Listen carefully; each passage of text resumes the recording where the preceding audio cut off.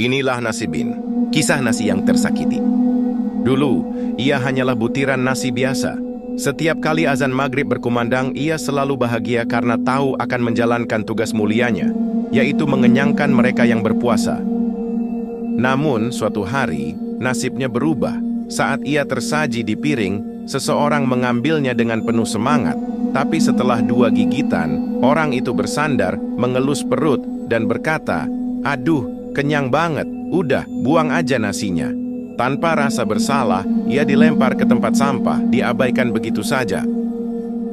Rasa sakit dan dendam mengubahnya. Butiran nasi yang dulu lembut kini mengeras, membentuk sosok mengerikan. Ia bangkit dari tumpukan sampah sebagai nasi jahat.